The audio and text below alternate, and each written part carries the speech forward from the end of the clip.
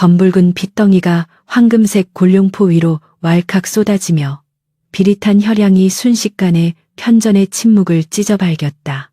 전하, 정신 차리시옵소서. 전하, 중전 민씨의 비명에 가까운 절규가 터져 나왔지만 왕의 동공은 이미 허공을 향해 풀려가고 있었고 경련을 일으키던 손가락은 허망하게 허공을 움켜쥐려다 힘없이 바닥으로 툭 떨어졌다.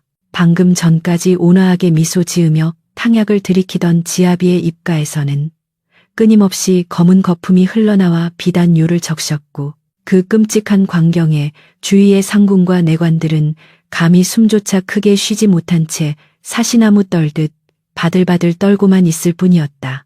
그때 소름 끼치도록 차가운 침묵을 깨고 비단 치마가 바닥을 스치는 소리가 들려왔으니 병풍 뒤에서 천천히 걸어 나오는 이는 다름 아닌 데비조 씨였다. 그녀는 아들 같은 왕이 피를 토하며 죽어가는 참혹한 광경 앞에서도 눈썹 하나 까딱하지 않은 채 오히려 그 싸늘한 눈빛으로 죽어가는 왕이 아닌 왕의 머리맡에 놓인 붉은 옥새함을 응시하고 있었다. 중전 민씨는 본능적으로 왕의 시신을 자신의 몸으로 감싸 안으며 고개를 들어 대비를 노려보았는데 슬픔으로 붉게 충혈된 그녀의 눈동자 속에는 지아비를 잃은 비통함과 동시에 등 뒤에서 칼을 꽂은 이에 대한 살기 어린 분노가 이글거리고 있었다. 어마마마, 어찌하여 탕약에 손을 대셨습니까? 중전 민씨가 피 묻은 손으로 바닥을 치며 울분을 토해내자 데비 조씨는 가소롭다는 듯 입꼬리를 살짝 올리며 부채를 펼쳐들었다. 중전, 참으로 딱하구나. 주상께서 급체하여 붕어하신 것을 두고 감히 이 시어미를 의심하다니 슬픔이 지나쳐 실성을 한계로구나. 데비의 목소리는 옥쟁반의 구슬이 굴러가듯 맑았으나 그 속에 담긴 뜻은 맹독보다 더 치명적이었고 그녀의 뒤로 무장한 금군들이 그림자처럼 들어서며 편전의 모든 출입구를 봉쇄하기 시작했다. 왕의 마지막 숨소리가 잦아들자 대전 내관이 떨리는 목소리로 상감마마께서 승하하셨사옵니다.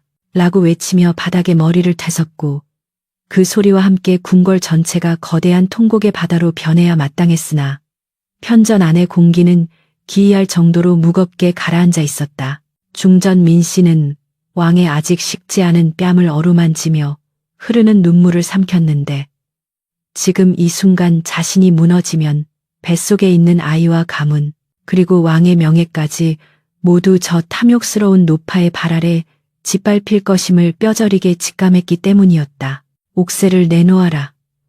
데비 조씨가 짧고 단호하게 명령하자 옥새를 지키던 상선 내관이 흠칫 놀라며 뒷걸음질 쳤으나 이미 금군 대장의 섯을 펄은 칼날이 그의 목을 겨누고 있었다.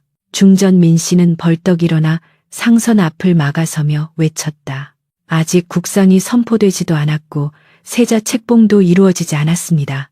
왕실의 법도에 따라 옥새는 중궁전에서 보관하다가 원자 아기씨가 탄생하시면 그때 정당하게 승계될 것입니다.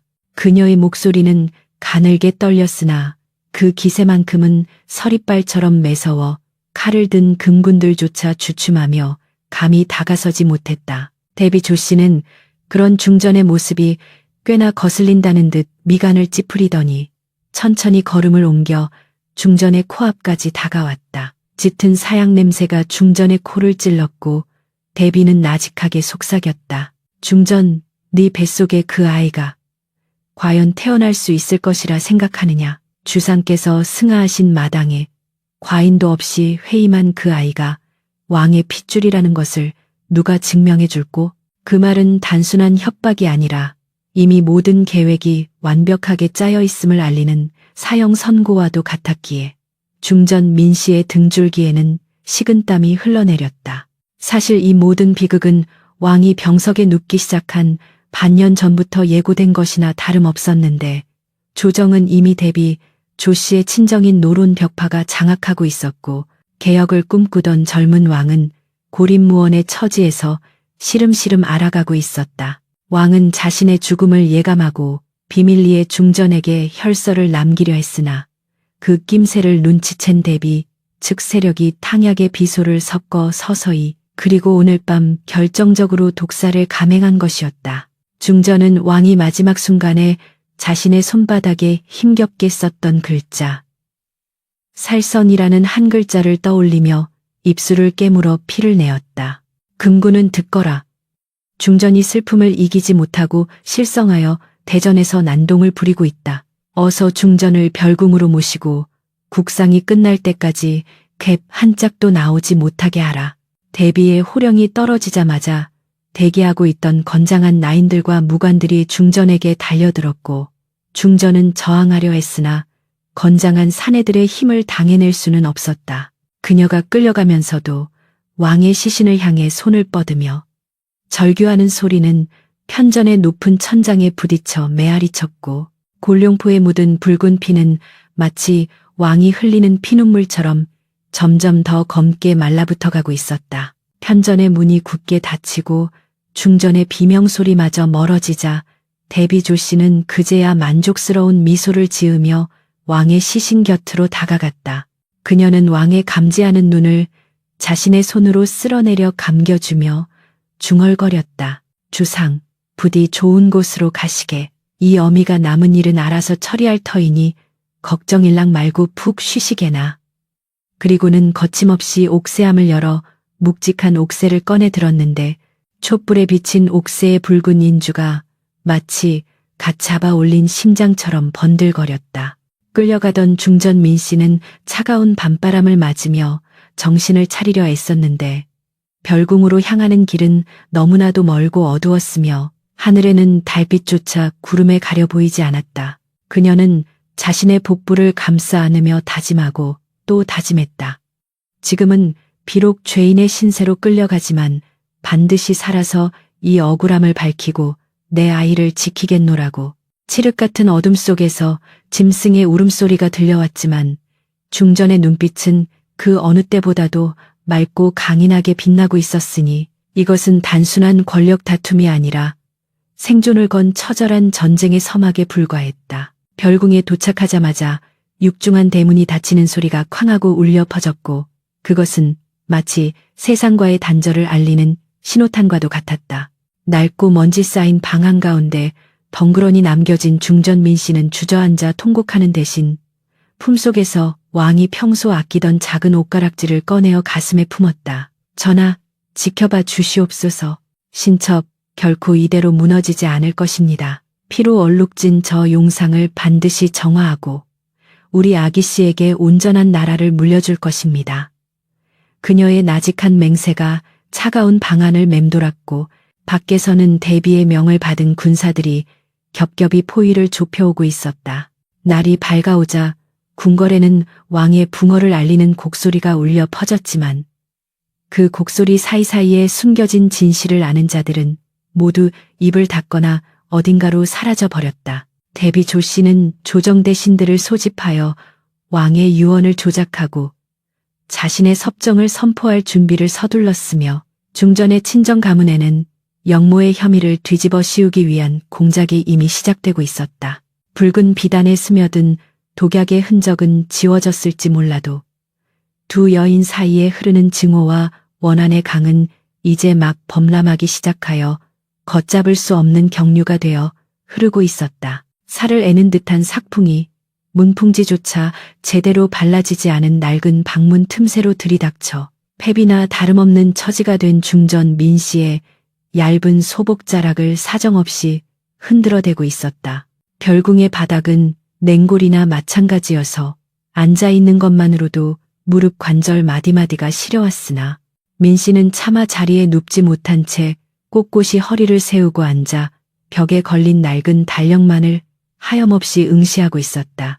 뱃속의 아이가 추위에 놀라지 않도록 자신의 거치마를 벗어 배를 겹겹이 감쌌지만 뼛속까지 파고드는 한기와 며칠째 이어지는 굶주림은 그녀의 정신을 몽롱하게 만들고 있었으니 이것은 왕후의 거처가 아니라 살아있는 무덤과도 같았다. 끼익하는 소름 끼치는 소리와 함께 굳게 닫혀있던 문 아래쪽에 작은 구멍이 열리더니 쉰 밥덩어리와 시래기 건더기만 둥둥 떠있는 개죽 같은 밥상이 툭 하고 밀려 들어왔다.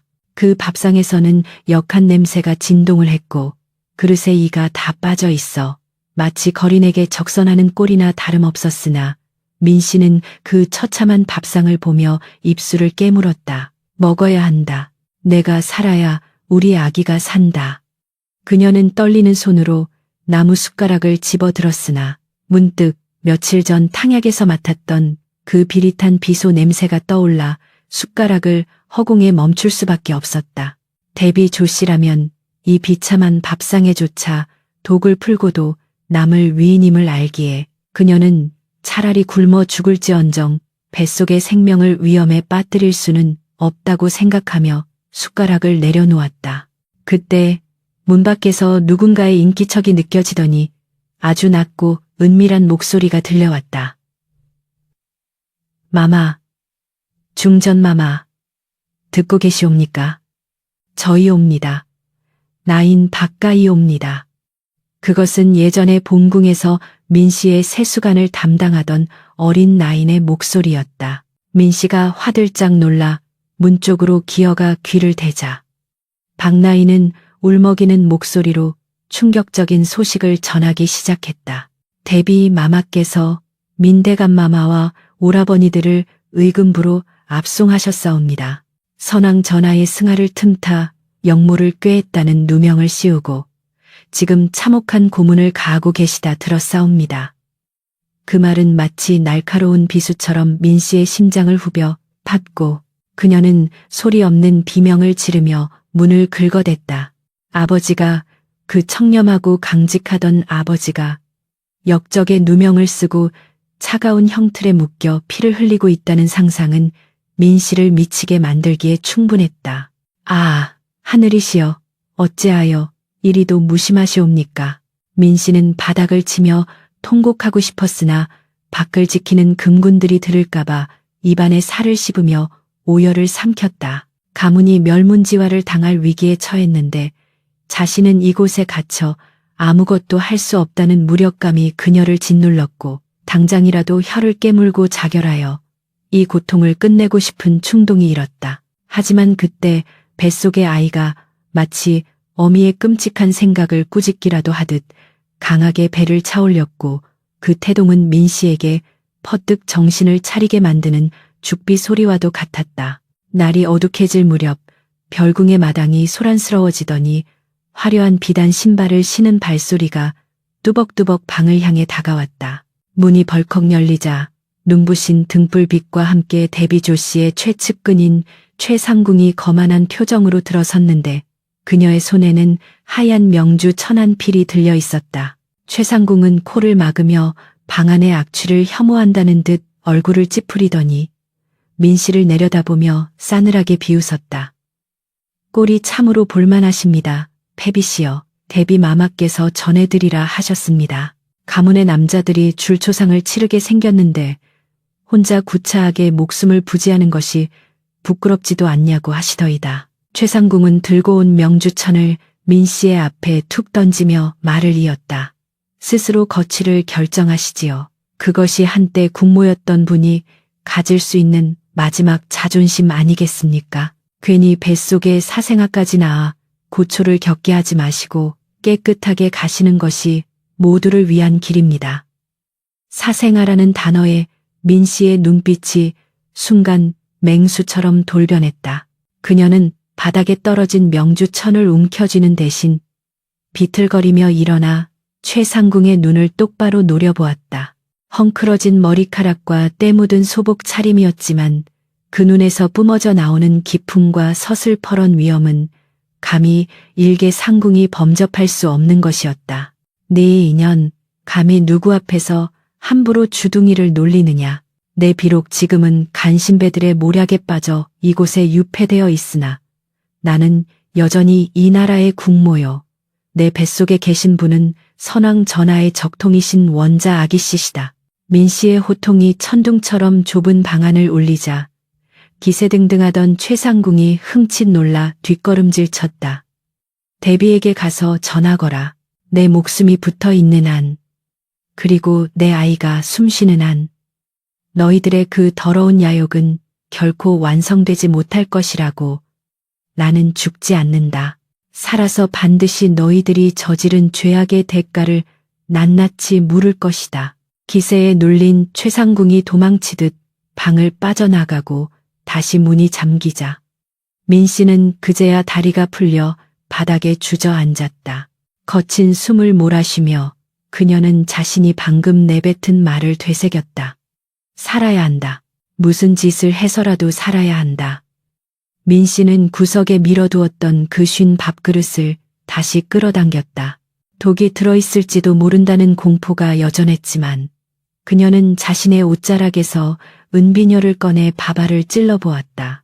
은비녀의 색이 변하지 않는 것을 확인한 후 그녀는 눈을 질끈 감고 차갑게 식어버린 쉰내가 진동하는 밥을 입안으로 꾸역꾸역 밀어넣기 시작했다. 밥알이 모래알처럼 까슬거리고 목구멍이 막혀왔지만 그녀는 물도 없이 그것을 씹어 삼켰다. 한 숟가락을 삼킬 때마다 아버지의 고통을 삼켰고 두 숟가락을 삼킬 때마다 죽은 남편의 원한을 삼켰으며 세 숟가락을 삼킬 때마다 대비를 향한 복수심을 뼈에 새겼다. 구역질이 치밀어 올라도 그녀는 자신의 배를 문지르며 속삭였다. 미안하다, 아가. 맛있는 것을 주지 못해 미안하다. 허나 이것을 먹어야 네가 살고 내가 산다. 조금만 참아다오. 언젠가 반드시 수라상보다 더 귀한 것을 맛보게 해주마. 눈물 젖은 밥을 먹는 그녀의 모습은 처절하다 못해 숭고하기까지 했다. 밤이 깊어지자 별궁 주변에는 짐승들의 울음소리만이 가득했고 경비병들은 추위를 피해 초소 안으로 들어가 잡담을 나누고 있었다. 민 씨는 밥을 다 비운 그릇을 내려놓고 벽 틈새로 들어오는 한 줄기 달빛 아래에서 바느질을 시작했다. 낡은 속치마를 찢어 아기의 베네저고리를 만드는 손길이었다.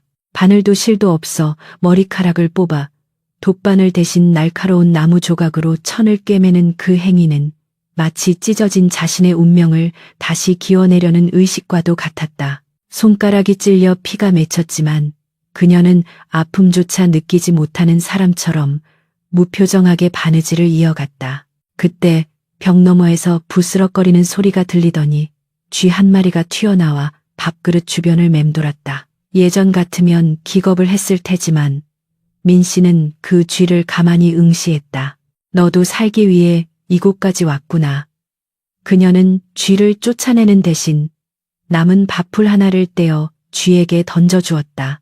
미물조차 살려고 발버둥 치는데 만물의 영장인 내가, 한 나라의 국모였던 내가 여기서 포기할 수는 없었다. 그녀는 쥐가 밥풀을 물고 구멍으로 사라지는 것을 보며 기이한 동질감과 함께 생에 대한 집착을 다시금 불태웠다. 새벽녘 멀리서 닭 울음소리가 들려올 때쯤 민 씨는 뜬 눈으로 밤을 지새운 채 자리에서 일어났다. 그녀의 눈빛은 어제와는 확연히 달라져 있었다. 슬픔과 공포로 흔들리던 유약함은 사라지고 그 자리에는 차갑게 식은 숯덩이 속에 숨겨진 불씨처럼 뜨거운 결기가 서려 있었다. 그녀는 방문 틈을 통해 밖을 감시하는 병졸들의 동선을 파악하기 시작했다. 교대 시간, 그들이 잠시 한눈을 파는 순간, 그리고 밥을 넣어주는 나인의 얼굴들. 이 모든 것이 이제 그녀에게는 전쟁터의 지형지물이었다. 민 씨는 품속 깊은 곳에 숨겨두었던 왕이 하사했던 작은 단검을 꺼내어 만지작거렸다. 이것은 자결을 위한 것이 아니라 최후의 순간 자신과 아이를 지키기 위한 무기였다. 조씨, 기다리거라. 네가 보낸 가시덤불이 나를 찌르고 피 흘리게 할지라도 나는 그 가시를 밟고 일어설 것이다. 내 기어이 살아서 네 심장에 이 원한의 칼을 꽂으러 갈 테니. 차가운 별궁의 새벽 공기 속에서 페비민 씨는 더 이상 피해자가 아닌 복수의 화신으로 다시 태어나고 있었다. 갇혀 있는 것은 봉황이었으나 그 봉황은 이제 막 날개를 펼칠 준비를 마치고 있었다. 달빛조차 숨죽인 그릿밤, 별궁의 담장은 마치 세상의 끝처럼 높고 견고해 보였으나 그 안에서는 누구도 예상치 못한 거대한 반격의 서막이 조용히 오르고 있었다. 중전 민 씨는 찢어진 속치마 자락에 자신의 손가락을 깨물어낸 피로 쓴 밀서를 쥐고 있었는데 붉은 혈흔이 마르기도 전에 그녀의 심장은 맹렬하게 요동치고 있었다. 문 밖을 지키는 금군들의 발소리가 멀어지는 찰나 민 씨는 바닥에 썩은 나무 판자 하나를 조심스레 들어 올렸고 그 아래 쥐구멍과 연결된 작은 틈새로 떨리는 손을 밀어 넣었다. 박나인, 거기 있느냐? 그녀의 속삭임은 바람 소리에 묻힐 만큼 작았으나 그 속에 담긴 간절함은 천지신명을 움직일 만큼 무거웠다. 잠시 후 거칠어진 손 하나가 쑥 들어와 민 씨의 손을 맞잡았으니 그것은 죽음을 각오하고 패비를 따르기로 맹세한 나인 박 씨의 차가운 손이었다. 박나인은 낮에 배식구멍을 통해 몰래 넣어준 쪽지를 받고 밤이 되기만을 기다리고 있었는데 그녀의 손에 쥐어지는 혈서는 단순한 편지가 아니라 목숨을 건 명령서였다. 이것을 오늘 밤 안에 도성박 최대감 댁에 전해야 한다. 가다가 들키면 너는 즉시 이것을 삼켜야 하고 만약 잡히더라도 내 이름은 끝까지 발설해서는 안 된다. 할 수 있겠느냐? 민 씨의 비장한 목소리에 박나인은 흐느낌을 삼키며 대답했다.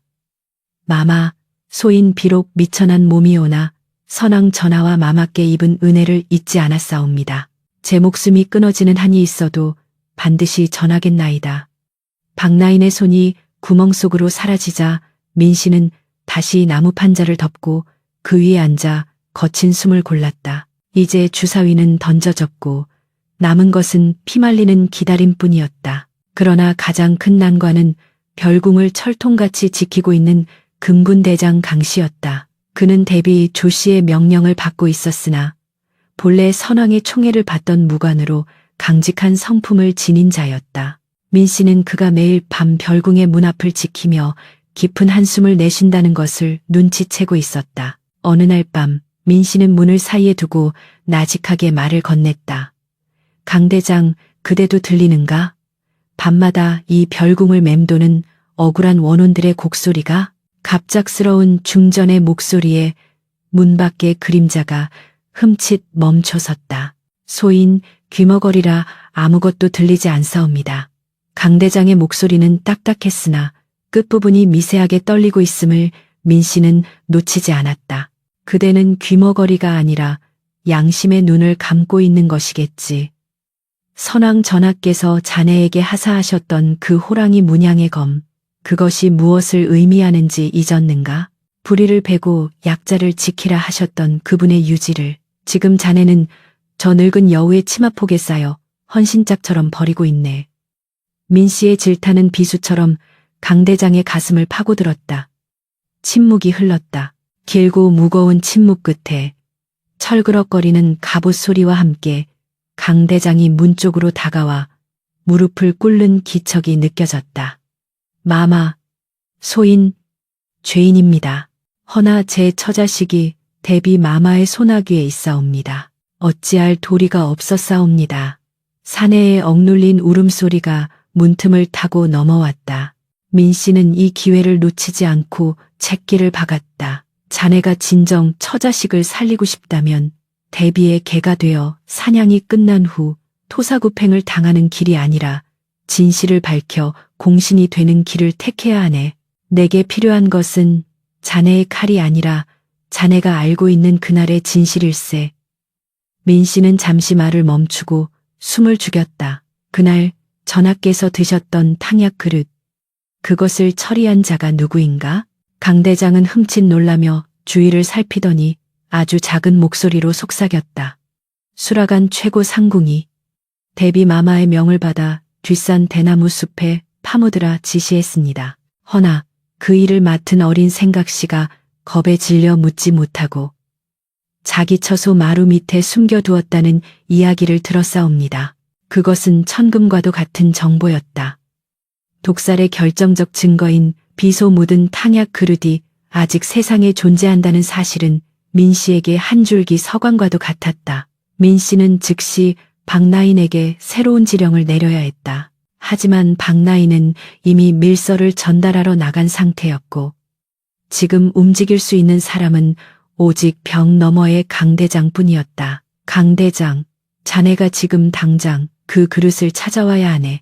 그것만이 자네와 나, 그리고 선왕 전하의 원한을 풀 유일한 열쇠일세. 강대장은 망설였다. 만약 발각된다면 자신뿐만 아니라 가족들까지 몰살당할 것이 뻔했다. 그러나 문 너머에서 들려오는 중전의 목소리, 그 절박하면서도 위험 있는 호소는 그가 오랫동안 잊고 살았던 무인의 기백을 일깨웠다. 명을 받들겠사옵니다. 강대장이 어둠 속으로 사라진 후 민씨는 좁은 방 안을 서성이며 타들어가는 속을 달랬다. 시간이 얼마나 흘렀을까? 밖에서 부엉이 울음소리가 3번 들려왔다. 약속된 신호였다. 잠시 후 문 아래 틈으로 흙투성이가 된 헝겊꾸러미 하나가 밀려 들어왔다. 민씨는 떨리는 손으로 꾸러미를 풀었다. 그 안에는 화려한 문양이 새겨진 백자 그릇이 들어 있었는데 그릇 안쪽 바닥은 검붉게 변색되어 있어 누가 봐도 맹독이 담겼던 흔적이 역력했다. 민씨는 그릇을 끌어안고 소리 없는 오열을 토해냈다. 전하, 드디어 찾았사옵니다. 이 흉물스러운 그릇이 전하를 고통 속으로 몰아넣었군요. 그녀의 눈물은 그릇에 떨어져 검붉은 얼룩 위에 번져나갔다. 증거는 확보했으나 이것을 세상에 알리는 일은 더욱 위험천만한 일이었다. 그때 밀서를 전달하고 돌아온 박나인이 기적처럼 별궁으로 잠입해 들어왔다. 그녀의 옷은 찢어지고 얼굴은 상처투성이었으나 눈빛만은 형형하게 빛나고 있었다. 마마, 최대감께서 뜻을 같이 하는 선비들을 모아 상소를 준비하고 계시다 하옵니다. 허나 조정이 온통 대비의 사람들이라 상소가 전하께 닿기도 전에 묵살될 것이라며 더 확실한 방법이 필요하다 하셨사옵니다. 민씨는 고개를 끄덕였다. 법과 절차는 이미 대비의 손아귀에 있었다. 그렇다면 남은 방법은 단 하나, 정면 돌파뿐이었다. 며칠 후면 새 왕의 즉위식이 열린다 들었다. 대비는 자신의 조카를 왕위에 올리고 섭정을 선포하겠지. 그때가 바로 기회다. 민씨의 눈빛이 서늘하게 번뜩였다. 내가 직접 그 자리에 나갈 것이다. 박나인과 문 밖의 강대장은 경악을 금치 못했다. 마마, 그것은 불 속에 뛰어드는 일과 같사옵니다. 대비가 가만히 있겠사옵니까? 박나인이 만류했지만 민씨의 결심은 요지부동이었다. 이곳에서 말라 죽으나 밖에서 싸우다 죽으나 매 한 가지다. 허나 나는 죽으러 가는 것이 아니다. 죽은 척 숨죽이고 있던 진실을 깨우러 가는 것이다. 민씨는 며칠 동안 치밀하게 계획을 세웠다. 강대장은 즉위식 당일 별궁의 경비를 서는 병사들을 자신의 신복들로 교체하고 민씨가 궁을 빠져나가 대전까지 가는 길을 확보하기로 했다. 박나인은 궁녀들 사이에 소문을 퍼뜨려 민심을 동요시키고 결정적인 순간에 증인으로 나설 생각씨를 설득하는 임무를 맡았다. 생각씨는 처음에는 거부했으나 네가 입을 다물면 다음 차례는 너다라는 박나인의 서슬퍼런 경고와 중전이 보낸 옷가락지를 받고 눈물을 흘리며 협조를 약속했다. 모든 준비는 비밀리에 그리고 신속하게 진행되었다. 마침내 거사 전날 밤 하늘에는 거대한 먹구름이 몰려와 달빛을 완전히 가려버렸다. 마치 내일 일어날 피바람을 예고하는 듯 바람조차 불길하게 울어대고 있었다. 민씨는 그릇을 품에 안고 벽에 기대앉아 자신의 불룩해진 배를 쓰다듬었다. 아가, 내일이면 모든 것이 끝날 것이다. 네 아비의 원수를 갚고 너에게 당당한 어미가 될 것이다. 부디 어미에게 힘을 다오. 그녀는 두려움보다 더 큰 분노, 그리고 그 분노를 뛰어넘는 모성애로 무장하고 있었다. 유폐된 별궁의 낡은 방은 더 이상 감옥이 아니라 폭풍 전야의 사령부가 되어 있었다. 새벽녘 강대장이 조용히 문을 열었다. 마마, 준비되셨사옵니까? 민씨는 자리에서 일어났다. 수개월간 씻지 못해 꾀죄죄하고 야위었지만 그 눈빛만큼은 즉위식을 앞둔 그 어느 왕보다도 위엄있고 강렬했다. 그녀는 미리 준비해둔 하얀 소복을 정갈하게 입고 머리를 단정히 빗어 넘겼다. 화려한 가채도 금박 박힌 당이도 없었지만 그 소복 차림은 오히려 그녀의 결백과 비장함을 돋보이게 했다. 품속에는 독이 묻은 그릇을, 소매 끝에는 날카로운 은장도를 숨긴 채 패비 민 씨는 드디어 세상 밖으로 첫 발을 내디뎠다. 그녀가 걸음을 옮길 때마다 차가운 새벽 공기가 갈라지는 듯했다. 그림자 속에 숨어있던 금군들이 강대장의 신호에 따라 묵묵히 길을 열어주었고 그들의 눈빛에는 경외심과 연민이 교차했다. 저 여인은 지금 단순히 자신의 지위를 되찾으러 가는 것이 아니다. 썩어 빠진 조정을 도려내고 무너진 왕실의 기강을 바로 세우기 위해 목숨을 내던진 전장으로 향하는 장수와도 같았다. 멀리 대전 쪽에서 즉위식을 알리는 북소리가 둥둥 울리기 시작했다. 그 소리는 마치 민 씨의 심장 박동과 공명하며 그녀의 발걸음을 재촉했다. 조씨, 기다려라. 네가 훔친 옥새가 얼마나 뜨거운지, 네가 앉으려는 그 용상이 얼마나 가시돋친 자리인지 내 친히 알려주러 갈 테니. 민 씨는 입술을 굳게 다물고 정전을 향해 걸어갔다. 밤새 벼린 복수의 칼날이 드디어 칼집에서 뽑혀 나왔고 이제 그 칼끝은 정확히 대비의 모굴대를 겨누고 있었다. 폭풍은 이미 시작되었다. 인정전, 엔정전. 앞두 넓은 조정마당에는 화려한 오색 깃발이 바람에 나부끼고 수백 명의 문무백관이 풍계석에 맞춰 도열해 있었으나 그 위를 감도는 공기는 마치 폭풍전야의 바다처럼 기이하게 고요하고 무거웠다. 오늘은 바로 선왕의 뒤를 이어 대비 조씨의 친조카인 진성군이 보위에 오르는 즉위식 날이었다.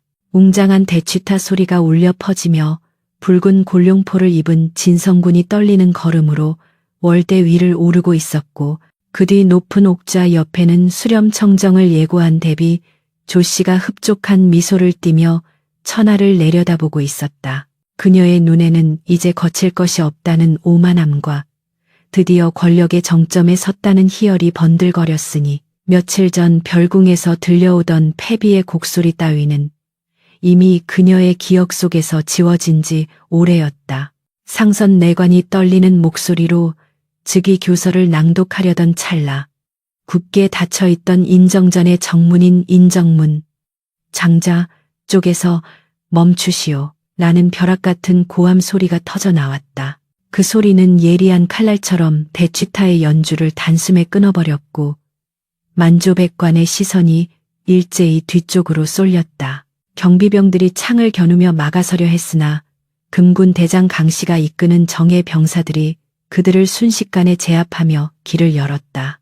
그리고 그 열린 길 사이로 화려한 예복이 아닌 머리를 풀어헤치고 소복을 입은 한 여인이 걸어 들어오고 있었으니 죽은 줄로만 알았던 혹은 미쳐버렸다던 패비 민 씨였다. 민 씨의 등장은 마치 산 사람이 아닌 원기가 대낮에 현신한 듯한 충격을 주었다. 창백하다 못해 투명해 보이는 얼굴, 피골이 상접한 몸매였으나 그녀가 내딛는 걸음걸이에는 태산과 같은 무게가 실려 있었다. 그녀의 하얀 소복자락이 바람에 흩날릴 때마다 조정 대신들은 마치 서리발을 맞은 듯 몸을 움츠렸다. 대비 조씨는 옥좌에서 벌떡 일어나며 비명을 질렀다. 저 미친 여인이 어떻게 여기를. 당장 끌어내라. 무엇들 하느냐. 저 죄인을 당장 참수하여라. 대비의 목소리는 찢어질 듯 날카로웠으나 이미 금군 대장 강씨와 그의 부하들이 민 씨의 주변을 철통같이 호위하며 옥좌를 향해 천천히 그러나 거침없이 전진하고 있었다. 민 씨는 월대 아래까지 걸어와 멈춰 섰다. 그녀는 숨을 헐떡이면서도 꼿꼿이 고개를 들어 자신을 내려다보며 공포와 분노로 일그러진 대비의 얼굴을 정면으로 응시했다. 그리고 품속에서 피로 쓴 혈서가 아닌 검붉게 변색된 그릇 하나를 꺼내 높이 치켜들었다. 햇살 아래 드러난 그 흉물스러운 그릇은 화려한 궁궐의 풍경과 끔찍한 대조를 이루었다. 조정의 대신들은 똑똑히 보시오. 이것이 바로 선왕 전하께서 승하하시던 날 마지막으로 드셨던 탕약 그릇이오. 민 씨의 목소리는 갈라지고 쉬었으나 인정전의 기둥을 울릴 만큼 쩌렁쩌렁했다. 이 그릇 바닥에 눌어붙은 검붉은 자국을 보시오. 이것은 갑칠이 아니요. 사람의 내장을 녹이고 피를 토하게 만드는 비소피수의 흔적이요. 선왕 전하께서는 병환으로 돌아가신 것이 아니라 권력의 눈이 먼 저 요부의 손에 의해 독살당하신 것이요. 민씨의 외침의 조정은 순식간에 아수라장으로 변했다. 대신들은 웅성거렸고 일부는 경악하여 입을 다물지 못했다. 대비 조씨는 사색이 되어 소리쳤다. 거짓이다. 전현이 실성하여 헛소리를 짓거리는 것이다. 저 그릇은 조작된 것이다. 어서 저 입을 찢어라. 대비의 친위 세력인 노론 벽파의 거두가 나서서 호통쳤다. 패비는 듣거라. 감히 신성한 즉위식장에서 근거 없는 모함으로 국모를 능멸하다니. 이것이야말로 능지처참을 당할 대역죄가 아니고 무엇이냐. 그러나 민씨는 눈 하나 깜짝하지 않고 그를 노려보았다. 근거, 증인, 그래, 그대들이 원하는 증인이 여기 있다. 민씨가 손짓하자 박나인이 겁에 질려 떨고 있는 어린 생각시 하나를 데리고 나왔다. 그 아이는 수라간 나인 복장을 하고 있었는데 너무나 무서워 다리조차 제대로 가누지 못하고 있었다. 민씨는 아이의 어깨를 감싸 안으며 부드럽지만 단호하게 말했다. 두려워 말거라. 하늘이 보고 있고 만백성이 듣고 있다. 네가 본 것을 있는 그대로 고하거라. 그래야 네가 살고 이 나라가 산다. 아이는 옥좌에 앉은 대비와 눈이 마주치자 히익하고 숨을 들이켰으나 이내 바닥에 머리를 대시며 울부짖었다. 소인이 보았사옵니다.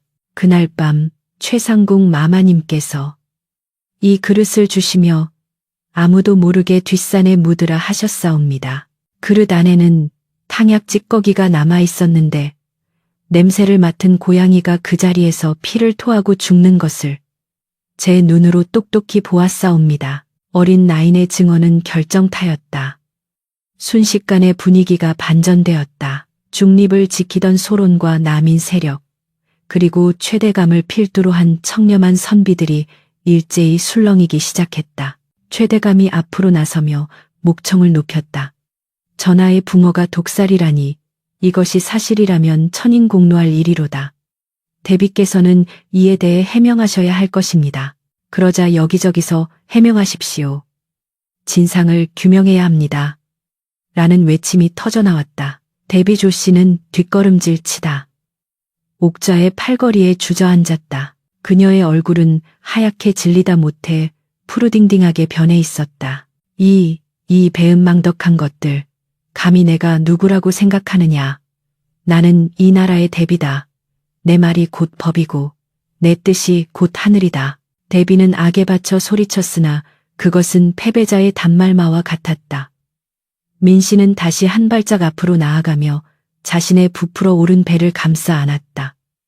보시오, 내 뱃속에 있는 이 아이가 바로 선왕 전하의 핏줄이오.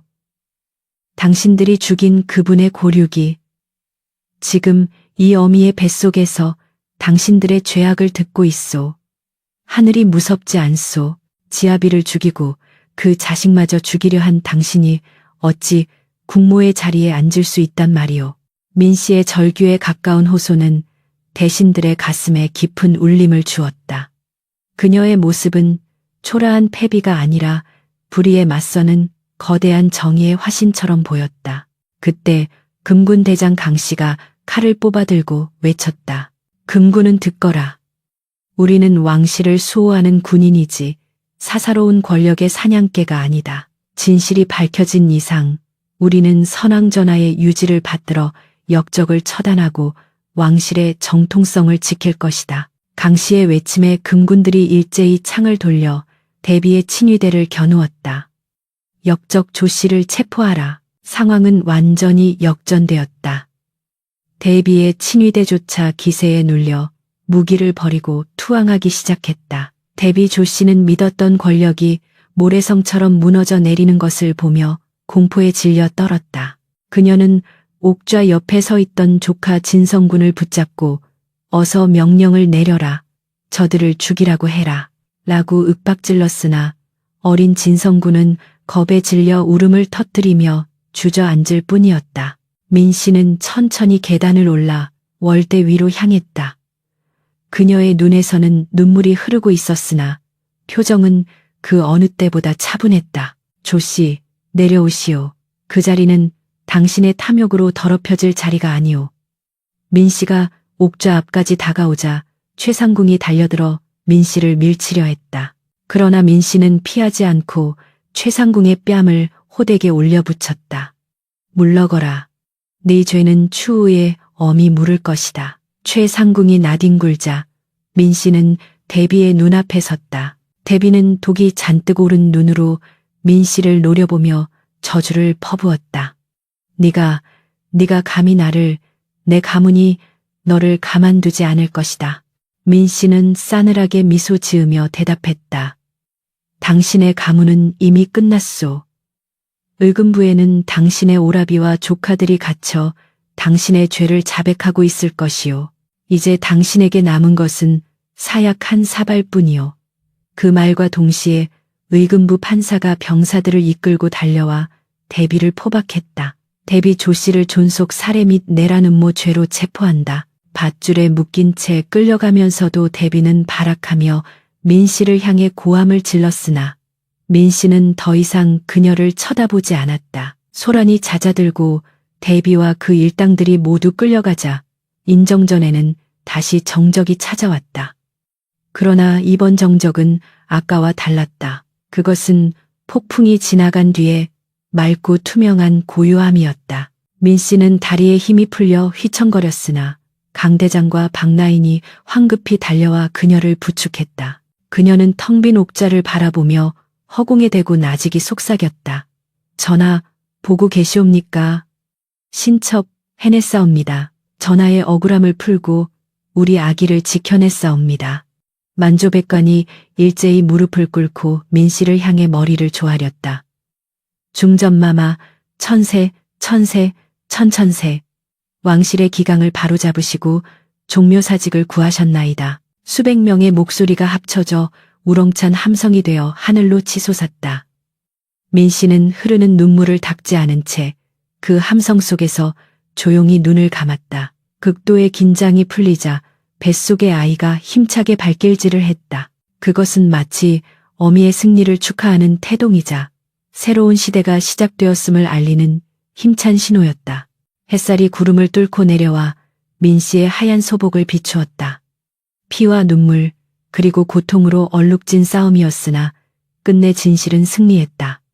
하지만 민 씨는 알고 있었다. 승리의 기쁨보다 더 무거운 책임이 이제 자신의 어깨 위에 놓여 있다는 것을. 그녀는 부른 배를 소중히 감싸 안으며 폐허가 된 마음을 추스르고 다시금 국모로서의 위엄을 갖추기 위해 입술을 굳게 다물었다. 이것은 끝이 아니라 또 다른 시작이었다. 가을비가 추적추적 내리는 사약하라 형장에는 스산한 바람이 불어와 앙상한 나뭇가지를 흔들었고 바닥에 떨어진 낙엽들은 빗물에 젖어 마치 썩어가는 시신처럼 검게 변해 있었다. 폐위된 조씨는 죄인의 형틀에 묶인 채 자신의 앞에 놓인 검은 사약 그릇을 노려보며 몸서리쳤다. 이것은 모함이다. 내가 억울하게 죽는 것이다. 누가 감히 대비였던 나에게 이런 흉물을 들이미느냐. 그녀는 마지막 순간까지 자신의 죄를 인정하지 않고 발악하며 사약 그릇을 걷어차려 했으나 건장한 금부도사들이 그녀의 팔과 다리를 억세게 붙잡아 꼼짝도 할 수 없게 만들었다. 민 씨는 멀리 정각의 처마 밑에 서서 그 모든 광경을 지켜보고 있었는데 그녀의 표정은 승리자의 기쁨보다는 깊은 회한과 연민으로 그늘져 있었다. 마시거라. 그것이 네가 선왕 전하께 올렸던 바로 그 독이니라. 네가 뿌린 업보를 네가 거두는 것이니 저승에 가서라도 전하께 용서를 빌거라. 금부도사의 호령과 함께 강제로 입이 벌려진 조씨의 목구멍으로 검은 독약이 콸콸 쏟아져 들어갔다. 컥. 조씨는 고통스러운 비명을 지르며 바닥을 뒹굴었고 그녀의 입에서는 선왕이 죽어가던 그날처럼 검은 거품이 끓어올랐다.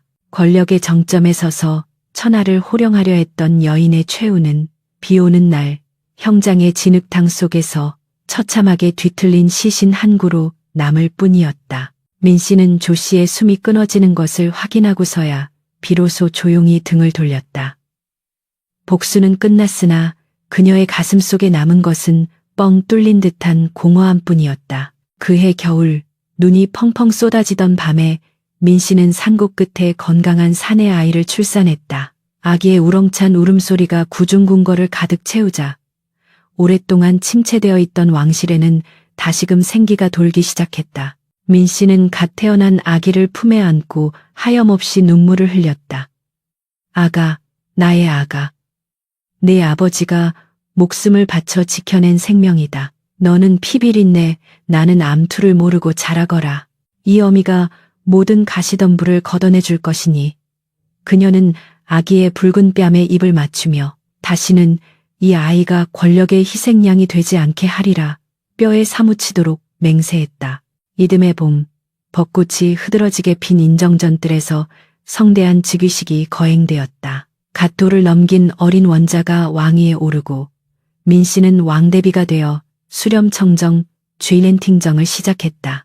얇은 대나무 발 하나를 사이에 두고 그녀는 어린 왕을 대신하여 천하를 다스리게 된 것이다. 편전의 용상 뒤에 앉은 민 씨의 목소리는 부드러우면서도 단호했다. 과인은 선왕의 유지를 받들어 백성을 위한 정치를 펼칠 것이다. 탐관오리를 척결하고 억울하게 옥살이하는 자들을 풀어주며 무너진 법도를 다시 세울 것이니라. 그녀의 명석한 판단력과 과감한 결단력에 조정대신들은 감탄을 금치 못했고 나라는 점차 안정을 되찾아가기 시작했다. 그러나 권력이라는 것은 잡으면 잡을수록 날카로운 칼날과도 같아서 쥔 사람의 손마저 베어버리기 마련이었다. 민 씨의 친정 가문이 복권되어 조정에 다시 발을 들이자 이번에는 그녀의 아버지와 오라비들이 권세를 등에 업고 호가호위하려는 조짐을 보이기 시작했다. 민 씨는 밤새 고민한 끝에 아버지 민대감을 은밀히 불렀다. 아버님, 소손이 겪은 그 끔찍한 세월을 잊으셨습니까? 권력은 화무시비롱 화무시를 호이라 했습니다. 우리 가문이 또다시 권력의 중심에서 전횡을 일삼는다면 제 손으로 아버님을 쳐야 할지도 모릅니다. 부디 물러나십시오. 민 씨는 피를 토하는 심정으로 친정 식구들의 관직을 박탈하고 낙향시켰다. 그것은 살을 도려내는 아픔이었으나 제2의 조씨 일가가 탄생하는 것을 막기 위한 국모로서의 결단이었다. 세월은 유수와 같이 흘러 코올리게였던 어린 왕은 어느새 늠름한 청년으로 성장했다. 민 씨는 이제 수렴을 거두고 왕에게 친정친정을 맡길 때가 되었음을 직감했다. 주상, 이제 이 나라의 주인은 주상이십니다. 이 어미는 뒤로 물러나 주상의 태평성대를 지켜볼 것입니다. 성인이 된 왕은 어머니 앞에 무릎을 꿇고 눈물을 흘렸다. 어마마마, 어찌하여 홀로 그 무거운 짐을 지고 오셨습니까? 소자가 불효하여 어마마마의 고초를 다 헤아리지 못했습니다. 민 씨는 아들의 손을 잡고 엷은 미소를 지었다. 왕의 자리는 고독한 자리입니다. 그 고독을 견뎌야만 만백성을 품을 수 있는 법. 부디 성군이 되어 주십시오. 정계에서 은퇴한 후 민 씨는 화려한 중궁전이 아닌 예전에 자신이 유폐되었던 그 낡은 별궁을 수리하여 거처로 삼았다. 사람들은 의아해했으나 그녀에게 그곳은 단순한 유배지가 아니라 자신이 다시 태어난 곳이자 가장 치열하게 삶을 갈구했던 성지였기 때문이었다. 그녀는 그곳에서 텃밭을 가꾸고 불경을 외우며 죽은 남편과 희생된 이들의 넋을 위로하는 것으로 여생을 보냈다. 권력의 정점에서 스스로 내려온 그녀의 모습은 마치 가을바람에 미련 없이 떨어지는 낙엽처럼 담담하고 아름다웠다. 어느 늦가을 밤 유난히 달이 밝은 날이었다. 이제는 백발이 성성한 노파가 된 민 씨는 별궁의 갯마루에 앉아 둥근 달을 올려다보고 있었다. 곁에는 평생을 함께해온 지밀상궁 박 씨가 따뜻한 차를 올리고 있었다. 마마, 차가 식겠습니다. 어서 드시지요. 박상궁의 주름진 얼굴을 보며 민 씨는 회상에 잠겼다. 박상궁, 기억나느냐? 우리가 쥐가 파먹은 밥을 나누어 먹으며 울던 그 밤을. 박상궁은 눈시울을 붉히며 고개를 끄덕였다. 어찌 있겠사옵니까? 그때 마마의 눈빛은 밤하늘의 별보다 더 빛나셨습니다. 민 씨는 찻잔을 들어 한 모금 마셨다. 차의 쌉싸름한 향기가 입안에 퍼지며 지난 세월의 기억들을 불러일으켰다. 독약의 공포, 아버지의 절규, 옥새의 차가운 감촉, 그리고 아들의 첫 울음소리, 그 모든 희로애락이 주마등처럼 스쳐 지나갔다. 인생이란 참으로 덧없구나. 옥새를 차지하기 위해 그토록 많은 피를 흘렸건만 결국 남는 것은 이 찻잔 속의 고요함 뿐이거늘.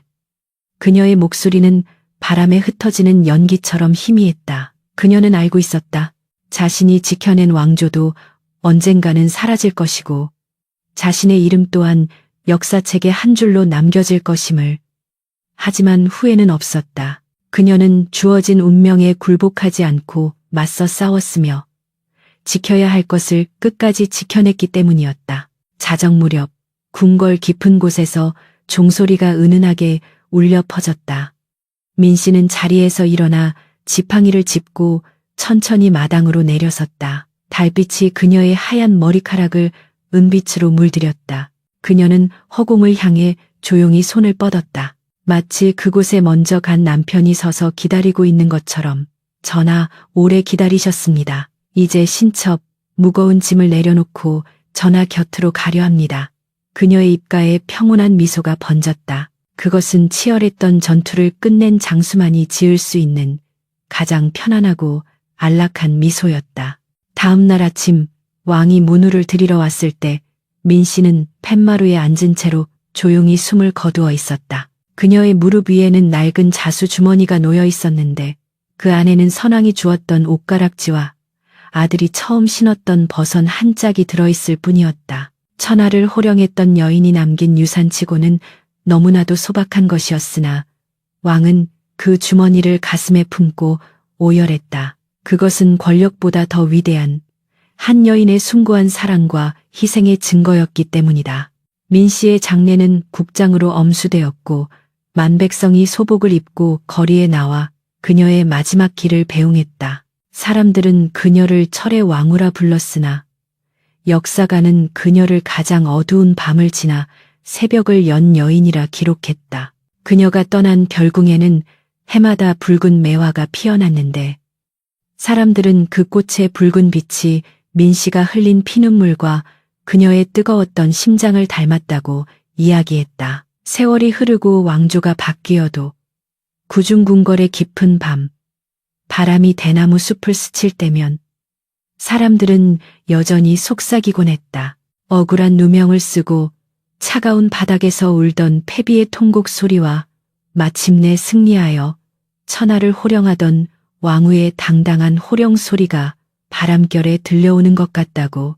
두 여인의 피 튀기는 전쟁은 끝났지만 그 이야기는 전설이 되어 영원히 궁궐의 기와 지붕 위에 머물게 되었다. 역사는 승자의 기록이라지만 진정한 승자는 권력을 쥔 자가 아니라 인간으로서의 존엄을 지키기 위해 끝까지 포기하지 않았던 자임을. 붉은 비단과 차가운 독약의 이야기는 후세에 전하고 있었다.